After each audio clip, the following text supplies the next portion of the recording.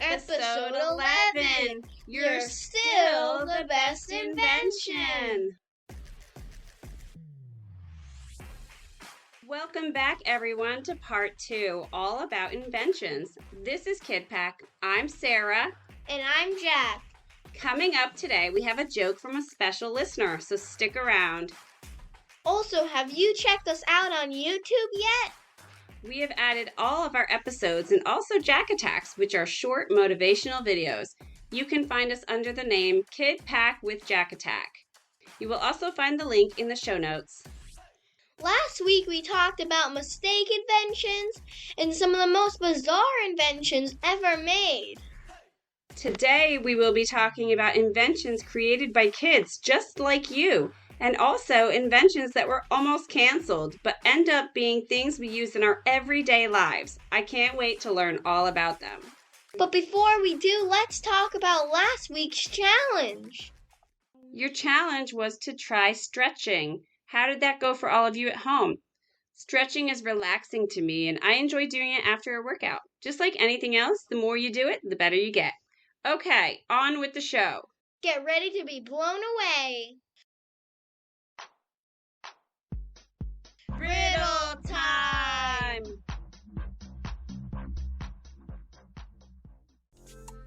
Just because this is a part 2 does not mean it's not going to have its own riddle. Here we go. This week's riddle is, why are computers so smart? So think about it, and we'll let you know the answer at the end of the episode. What am I? We're going to be playing a game today called What Am I? I'm going to be giving some clues about inventions that were almost canceled, but we use all the time. Let's see if you guys can guess along with Jack. As always, Jack will wait a few seconds to give you a chance to answer.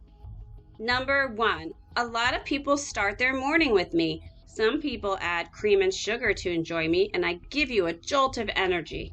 What am I? Well, it's probably my mom's favorite drink, probably coffee. That's right, coffee. So coffee faced widespread suspicion for centuries. It was even banned in some places. However, there was a pope who enjoyed it so much and granted approval, leading to today's Italian coffee culture. In the 17th century, some people were punished for being coffee drinkers.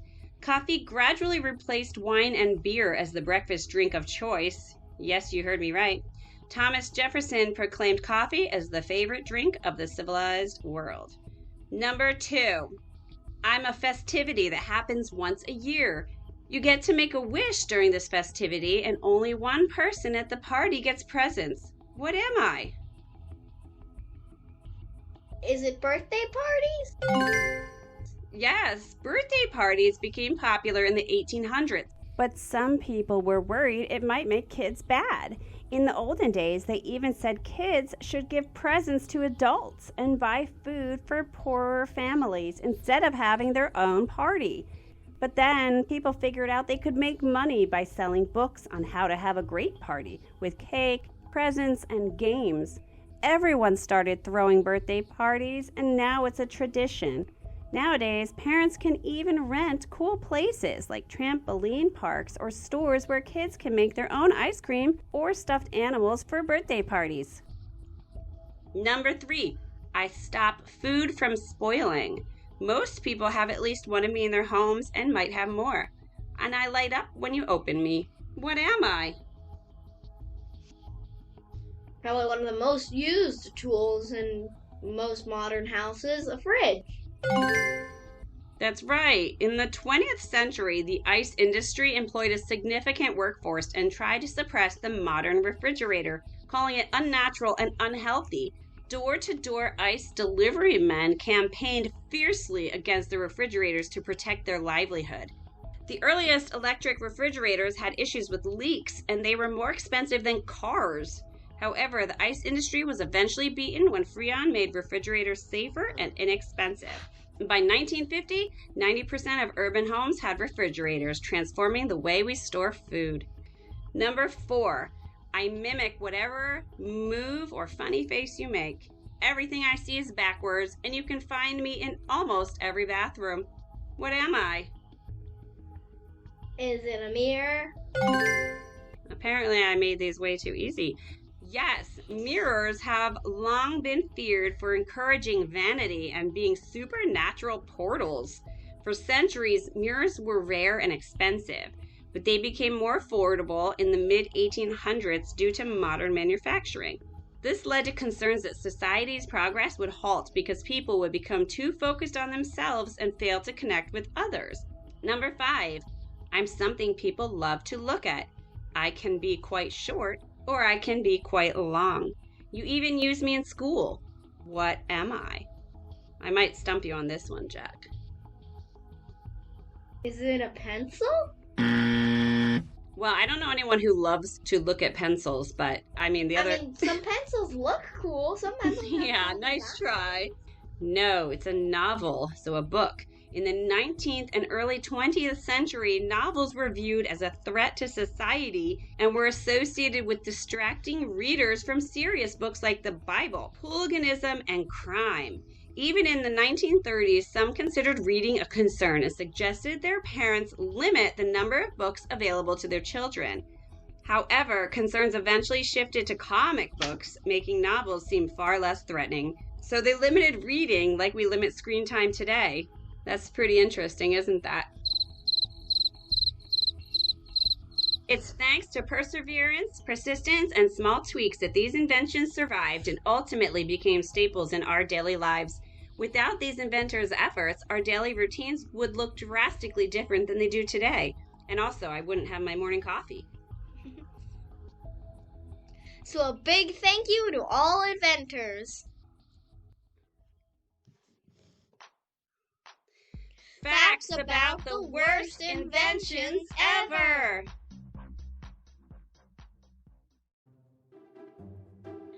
We're going to teach you about some amazingly terrible inventions. So sit back, relax, and get ready to say, really? What? And are you kidding?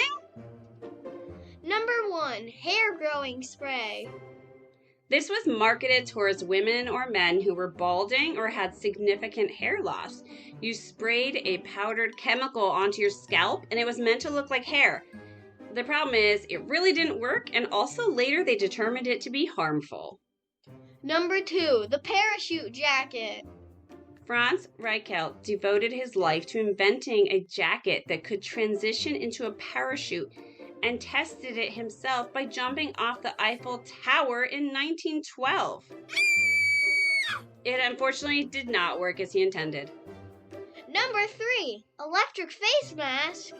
If you think this sounds wild, you should see it. It looks even crazier. The Rejuvenique supposedly sends electrical impulses to select areas of a face in order to rejuvenate your face. There were only 2 problems. It didn't work, and it looks more like something you'd wear on Halloween. Number 4, detachable dog sack for cars. A patented product for dogs that involves strapping the dog into a sack and attaching it to the outside of the car was sold and presumably used in the 1940s. The invention is compared to putting a dog in a sack and is speculated to be marketed towards owners who do not want their dog hair on their car seats. I saw a picture of this and it attaches like on the outside of the driver's side door. So they're just like hanging out right next to you, but on the outside of the car. That's terrible. That kind of sounds like a dog napping. Yeah. Number 5, smell-o-vision. Do you ever watch a movie and wish you could smell what the characters are smelling? Well, in 1955, a man named Hans Laub invented a way to make that happen. It was called smell-o-vision, and it let movie theaters send different smells to the audience based on what was happening on the screen. Can you imagine sitting in a theater and smelling flowers or the salty sea air? The first and only movie to try it was called Scent of Mystery, and it was shown in Chicago. But sadly, smell-o-vision didn't stick around because it was too expensive to put in every theater, and it might have been gross to smell some things in movies like zombies. What else would have been really gross to smell, Jack? Maybe if somebody were to go into like a public restroom. Oh yeah, like a gas station bathroom. Yeah, or maybe when like something explodes. Yeah. The smell of an explosion's probably not too pleasant. Yeah, there's a lot of things that just might not work too well for smell-o-vision. Guess that's why it didn't work. Number 6, grass flip-flops. So these are flip-flops where the sole of your feet is stepping on fake grass. They still sell these. I actually searched for the image as well, and I found them on sale ranging between $20 to $50. And most of the users claimed that the effect of the grass wore out in just a couple of days and they were left with green flip-flops. Actually, I was watching YouTube and I saw somebody wearing these on the lawn and they just looked like they blended in when they just set them down. So why not just walk barefoot? Well, actually, they have a reason. If you like the feeling of grass but you don't want to get stung by a bee in the summer, there's your reason. Yeah, that's a great point. Just don't use them at a beach. You know what? I'll order that for you for Christmas. I mean, sure. I wouldn't actually really mind that. Number 7, twirling spaghetti fork. The fork twirls when you press a button, making it so you don't have to twirl the fork yourself. I mean, it's not the worst idea, but you have to remember to pull it out and use it. I bet if someone got you this as a gift, it would just sit in your drawer in the back. Let me know if I'm wrong. If any of you out there has a self-twirling spaghetti fork and uses it, I would love to know that. Well, I mean, we don't use one, but we kind of have one. Just attach a fork to a drill. That would be heavy. All right, kids, don't try that at home. Moving on. Number 8, phone fingers. You know the gloves your mom or dad might wear to do chores or wash dishes? Well, imagine if you just cut the fingers off. That's what phone fingers looks like. They were invented to prevent smudges and dirty fingerprints on your phone. But man, I can only imagine how annoying it is to take them on and off. They probably go inside out every time. Number 9, fish training kit. Fish were once kept as pets just to decorate a room, but now you can train them to do cool tricks. There are even training kits available for your fish tank, even though technically you can't really train a fish. Flaw, it doesn't work. Number 10, prankster fire alarm trap. So apparently pulling fire alarms is a common prank, and some schools got fed up with it that someone invented a fire alarm that when you pulled it, it trapped your arm in place. Great for a prank, bad for a real fire. Yeah, like what you said, super dangerous, but also, why? Yeah, well, they wanted to catch the culprit. Yeah, like I get that, but why don't you just do something that doesn't capture them? How about a security camera? Yeah. So there you have it. Some of the worst inventions I've discovered. Hope you enjoy them as much as I did.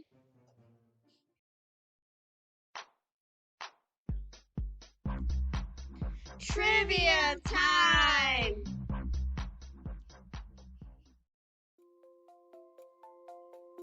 So this week we're going to play a trivia game to learn about inventions created by kids just like you. I'm going to say the invention and then you're going to guess the age of the kid who invented it. Number 1, the toy truck was invented in 1963. Was our child inventor A, 6 years old, B, 4 years old, or C, 10? I feel like my gut wants to say 10, but my brain says 6. I think I'm just gonna go for the 10. Oh man, your gut steered you wrong. Your brain, however, was right. It was a 6-year-old child who invented the toy truck. Number 2, the popsicle was invented in 1905. Was our child inventor 10 years old, 11 years old, or 12 years old? 12? Oh, so close. 11. Number 3, Braille, which is a system used for the blind to read, was invented in 1824. Was our child inventor A, 5 years old, B, 13 years old, or C, 15 years old? 15? Yep, that's right. Number 4, the trampoline was invented in 1934. Was our child inventor A, 14 years old, B, 16 years old, or C, 17 years old? 14? 16 years old. Number 5, Christmas lights were invented in 1917. Was our child inventor A, 15 years old, B, 13 years old, or C, 12 years old? 13? I guess this is really hard because there's no way for you to really know. You just have to guess. But no, they were 15 years old and they invented Christmas lights. Number 6, earmuffs were created in 1877. Was our child inventor 15 years old, 16, or 17? 16? 15. Number 7, magnetic locker wallpaper was invented in 2016. So that's not too long ago. Was our child inventor 13, 14, or 15? I gotta say 15 on this one. 14. Okay, one more. Keep it together. Number 8, swim fins were invented in 1717 by Benjamin Franklin, but instead of being on your feet, they went on your hands. Was our child inventor 10, 11, or 12 when he invented swim fins? 12? He was 11. I hope you all enjoyed that and learned that despite their age, these young minds have made significant contributions to various fields. Their passion and drive serve as a reminder that age is not a barrier to making a difference in the world. We want to continue to encourage and empower all of you little inventors to continue pursuing their dreams.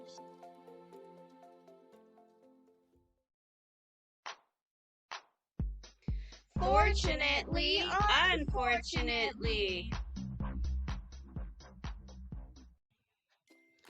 Today we are playing a new game called Fortunately, Unfortunately. Jack and I will make up a small story here on the spot. I will start us off with one line starting with the word fortunately. But then Jack will have to continue the story starting the next line with unfortunately. Let's see how long we can keep this going, and I wonder if it's going to make any sense. Okay, here we go. Fortunately, I invented a flying car. Unfortunately, it broke down. Fortunately, I know a really good mechanic. Unfortunately, he's sick. Fortunately, I can nurse him back to health. Unfortunately, he's really hungry. Fortunately, I can cook him some chicken. Unfortunately, he's a vegetarian. Fortunately, I could make him a salad. Unfortunately, all of his tools are broken and rusted. Fortunately, I have my own. Unfortunately, you slipped and fell and dropped your tools down a drain. Fortunately, I wasn't hurt. Unfortunately, you can't fix your car.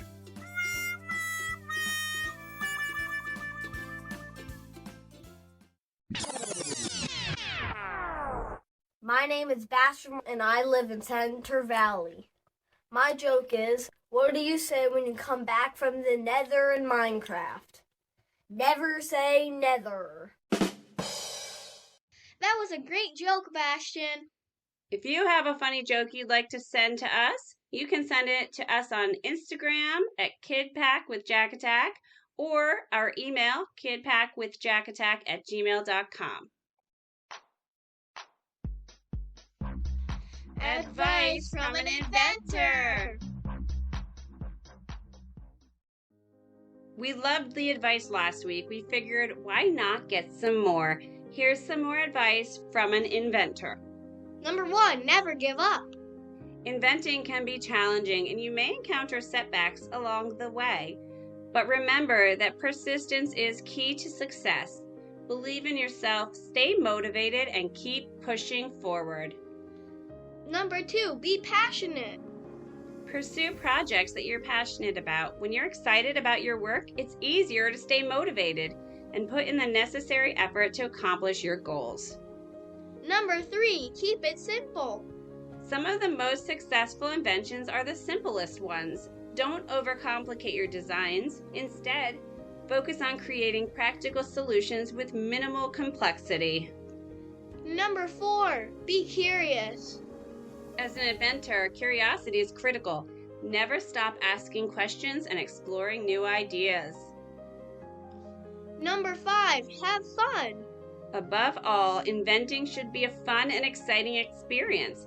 Enjoy the process of creating something new, and don't forget to have fun along the way.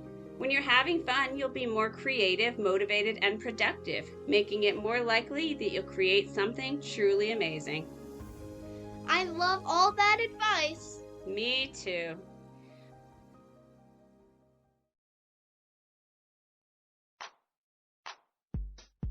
Rise to the challenge!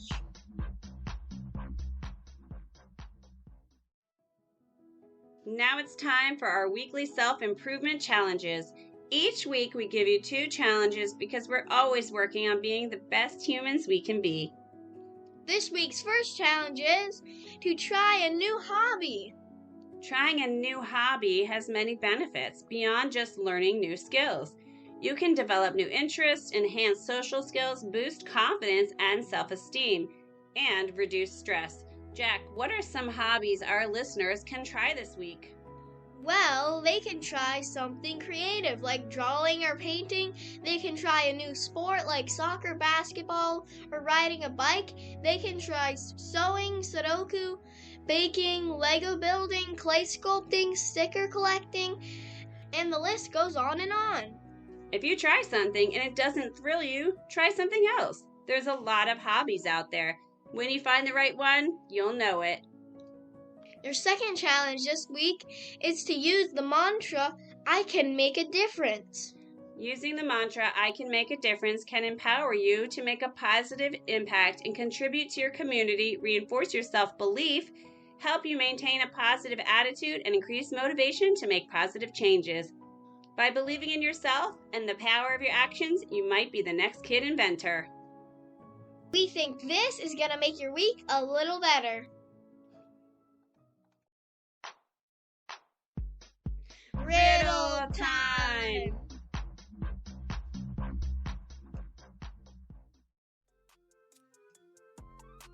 Okay, the big reveal. This week's riddle was, why are computers so smart? And the answer is? Because they listen to their motherboards.